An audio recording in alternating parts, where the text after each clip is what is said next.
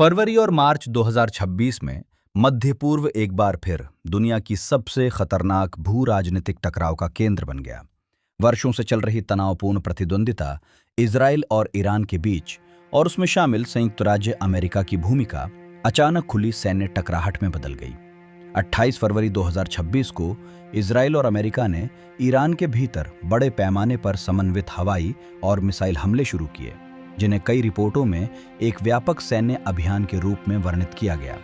इन हमलों का लक्ष्य ईरान की मिसाइल क्षमताओं, सैन्य ठिकानों और रणनीतिक नेतृत्व को कमजोर करना बताया गया। शुरुआती हमलों की लहर में सैकड़ों सैन्य लक्ष्यों को निशाना बनाया गया और इसी दौरान ईरान के सर्वोच्च नेता आयतुल्ला अली खामनेई की तेहरान में एक हवाई हमले में मृत्यु हो गई, जिसने पूरे क्षेत्र को और अधिक अस्थिर बना दिया। इस संघर्ष की जड़ें कई दशकों पुरानी हैं।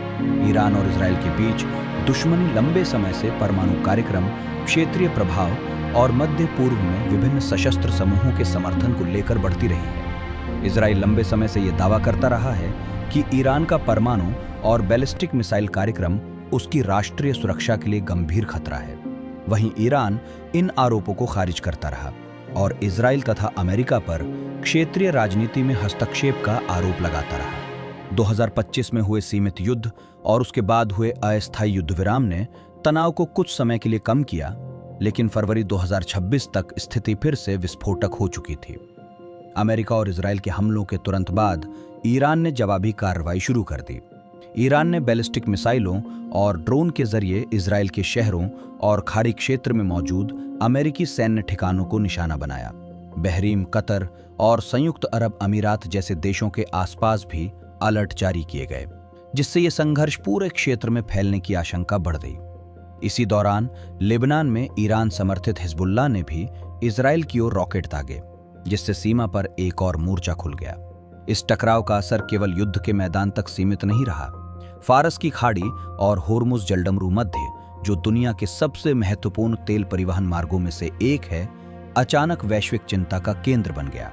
जहाजरानी कंपनियों के लिए बीमा लागत तेजी से बढ़ने लगी और अंतर्राष्ट्रीय ऊर्जा बाजारों में अस्थिरता फैल गई। विश्लेषकों ने चेतावनी दी कि यदि संघर्ष और बढ़ता है तो इसका असर पूरी वैश्विक अर्थव्यवस्था पर पड़ सकता है, क्योंकि मध्य पूर्व दुनिया की ऊर्जा आपूर्ति में केंद्रीय भूमिका निभाता है।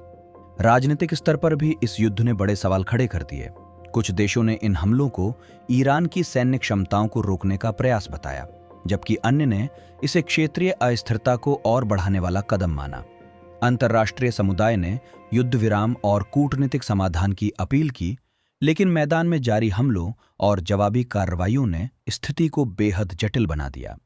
फरवरी और मार्च 2026 की ये घटनाएं एक बार फिर ये दिखाती हैं कि मध्य पूर्व का संघर्ष केवल स्थानीय विवाद नहीं है, बल्कि ये वैश्विक राजनीति, ऊर्जा सुरक्षा और अंतर्राष्ट्रीय कूटनीति से गहराई से जुड़ा हुआ है।